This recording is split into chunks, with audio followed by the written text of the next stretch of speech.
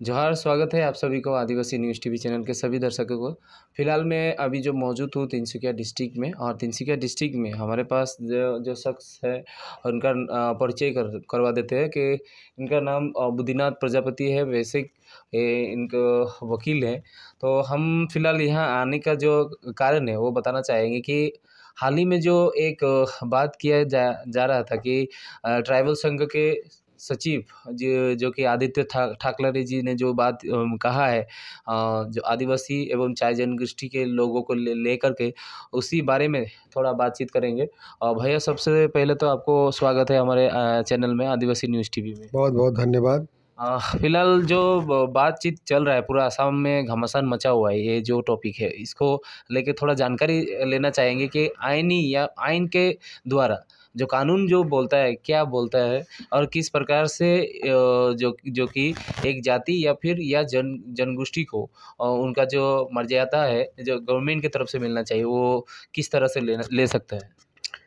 देखिए, सबसे बड़ा बात है कि जब भारत का संविधान 1950 में हमारे देश में जब लागू हुआ, उस समय उस संविधान में यह स्पष्ट कर दिया गया कि भारत में रहने वाले सभी व्यक्ति के साथ न्याय होगा।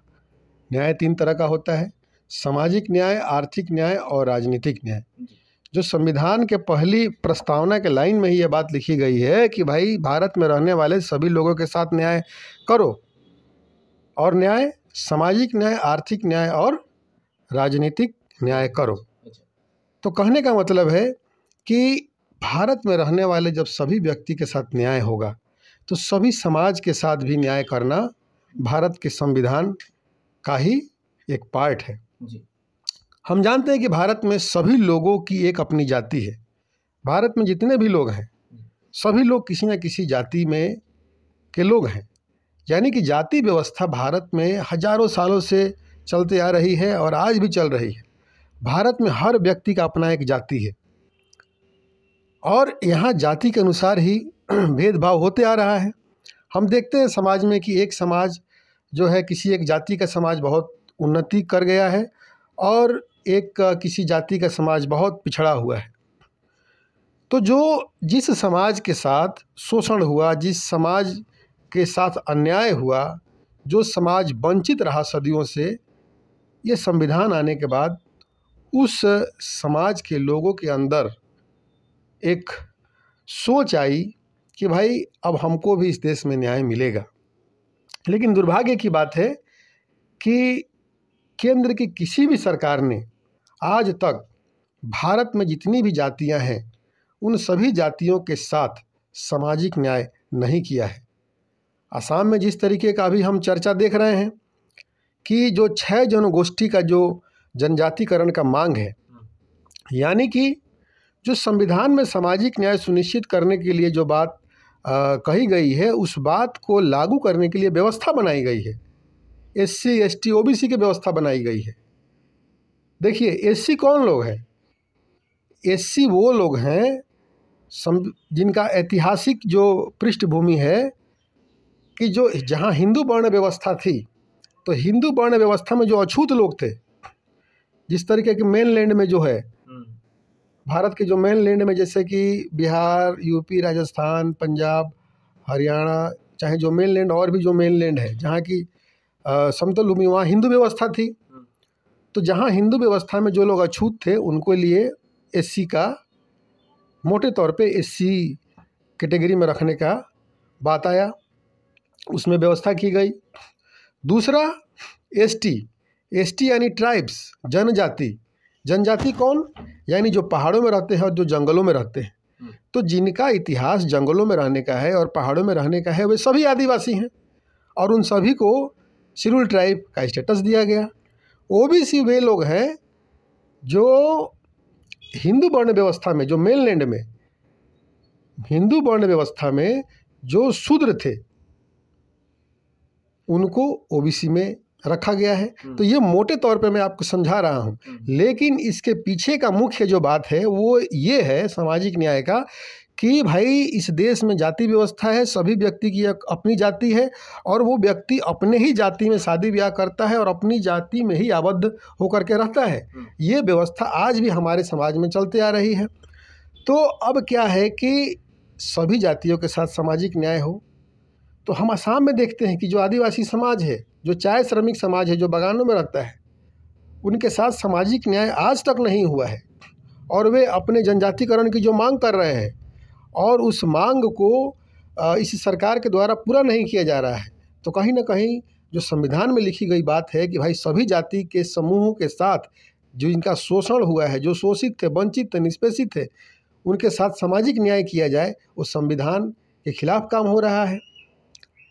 और जिस तरीके से बात ये उठाया गया है कि जो असम में बाहर से जो लोग आए हैं, जो चाय जनजाति के जो लोग हैं, चाहे जो चाय श्रमिक जो लोग हैं, जो बागानों में रहने वाले जो आदिवासी समाज के जो लोग हैं, वे बाहर से आए हुए हैं, इसलिए उनको जनजातिकरण नहीं दिया जा सकता है।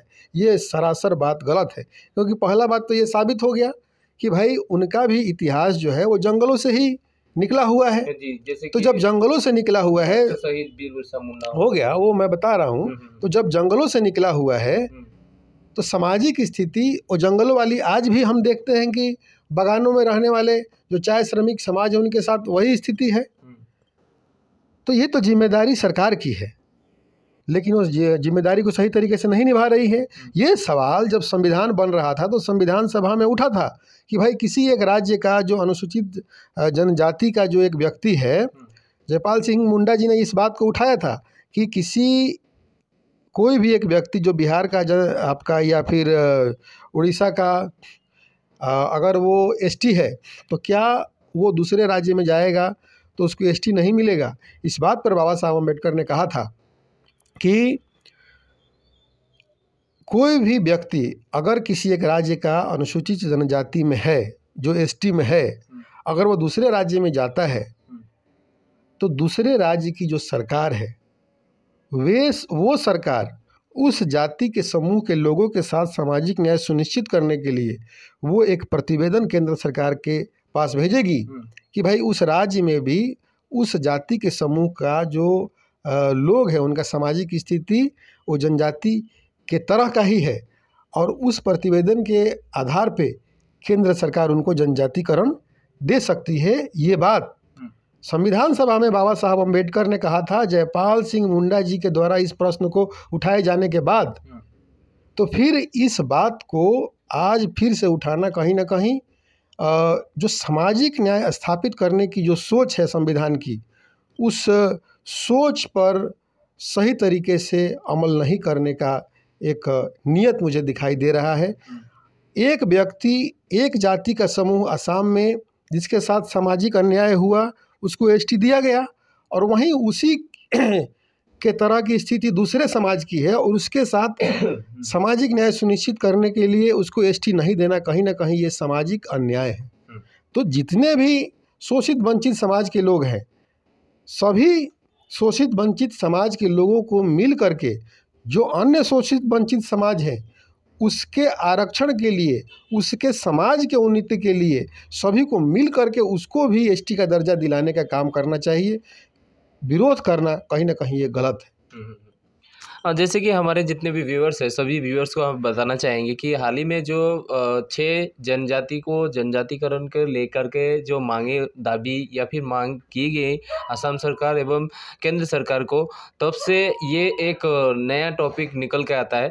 लेकिन बाद में हाल ही में जो कि ट्राइबल संघ के महासचिव जो कि आदित्य ठकलारी जी ने जो बात कहा उसको लेकर के आज पूरा असम में घमासान मचा हुआ है। फिलहाल आपसे जानकारी लेना चाहेंगे कि देखिए, मान के चलिए कि अगर असम में जो जितने भी ट्राइबल है, जितने भी जनजाति है, अगर सभी जातियों का अलग अलग से अगर सर्वे किया गया कि या फिर डाटा कलेक्ट किया गया कि कौन सी जात का कितना परसेंटेज डेवलप हुआ है या नहीं, तो उसके आधार से ज़रूर हम लोग देख सकते हैं कि कौन सा जात या फिर कौन सी जनगोष्ठी अभी पिछड़ा हुआ है, वो लोग को आगे लाने के लिए सरकार नया कदम उठाने सकता है। लेकिन सरकार में ये इंटरेस्ट नहीं दिखाई दे रहा है। क्या बोलेंगे? देखिए, संविधान ने कह दिया कि भाई सामाजिक न्याय करो। सामाजिक न्याय करने के लिए SC ST OBC की व्यवस्था बना दी गई। अब उस SC ST OBC की व्यवस्था को लागू करने के लिए हमको जाति जनगणना कराना होगा। हमें पता करना होगा कि भाई किस जाति के समूहों की संख्या कितनी है और उनकी आर्थिक स्थिति क्या है? कितनी अच्छी है या बुरी है। 1932 में जाति जनगणना हुई थी इस देश में, उसके बाद आज तक जाति जनगणना फिर दोबारा नहीं हुई। केंद्र में किसी की भी सरकार रही हो, कांग्रेस की रही हो, भाजपा की रही हो, अन्य किसी की भी सरकार रही हो, केंद्र में, केंद्र की किसी सरकार ने भी इस देश में 1932 के बाद जाति जनगणना नहीं कराया। जाति जनगणना कराना किसी एक राज्य की समस्या आज की नहीं है। आज पूरे देश की जाति जनगणना कराने की जो मांग है कि भाई जाति जनगणना कराई जाए। ये पूरे देश में जो शोषित वंचित जाति के जो लोग हैं वे इस बात को समझ रहे हैं कि भाई जाति जनगणना जब तक हम नहीं कराएंगे तब तक जो हम शोषित वंचित जाति के जो लोग हैं, आखिर हमारी संख्या कितनी है और हमारी जो आर्थिक स्थिति है वो कितनी खराब है, वो पता नहीं चलेगा। तो जाति जनगणना के साथ साथ आर्थिक सर्वे कराना इस देश में बहुत ज़रूरी है। तभी जाकर के ये पता चलेगा कि भाई किस जाति की कितनी संख्या है और उस जाति के समूह का सामाजिक और आर्थिक स्थिति आज क्या है। जिस जाति के समूह का सामाजिक आर्थिक स्थिति खराब है उसको उसके संख्या के अनुसार आरक्षण दे करके, रिजर्वेशन दे करके उसके विकास के लिए सरकार SC ST OBC का रिजर्वेशन दे और उसको उसके समाज को आगे ले जाने का वो काम करे। तभी जा कर के सभी शोषित वंचित जाति के जो लोग हैं उनके साथ सामाजिक न्याय सुनिश्चित होगा। तो आज जो ये मांग है कि भाई जाति जनगणना करा लीजिए, जाति जनगणना कराने के बाद आर्थिक सर्वे करा लीजिए, तभी तो आप पता चेक कर पाइएगा कि कौन सी जाति कितनी आगे चली गई और कौन सी जाति कितनी पीछे चली गई। तो ये जो जाति जनगणना का जो बात है, जाति जनगणना ही एक मूल आधार है सामाजिक न्याय सुनिश्चित करने के लिए, जो कि 1932 के बाद इस देश में नहीं हुआ है। और इसीलिए जो शोषित वंचित जो समाज है उसको आज इस बात के महत्व को समझना होगा कि जाति जनगणना क्यों कराने की ज़रूरत है और जाति जनगणना के साथ आर्थिक सर्वे कराने की क्यों ज़रूरत है। लगभग 40 साल हो गया लेकिन आज तक जाति जनगणना जो है वो नहीं हुआ है। हालांकि आपसे बातचीत करने के लिए जो समय है आप देने के लिए बहुत बहुत धन्यवाद। और दूसरे कुछ टॉपिक में हम लोग ज़रूर बात करेंगे और फिलहाल अभी के लिए हम यहाँ से विदाई लेते हैं तिनसुकिया से। और आदिवासी न्यूज़ टीवी चैनल के सभी दर्शकों से निवेदन है, अगर आप लोगों को कानून के या फिर आईनी वाला जो भी चीज़ अगर जानकारी लेना है तो आप जानकारी लेने के लिए हमारे इस एपिसोड को ज़रूर देखते रहिए और कमेंट में बताते रहिए। आपको कोई भी जानकारी चाहिए तो हम लोग ज़रूर देने का प्रयास करेंगे। जय जोहार, जय आदिवासी, जय आया खान।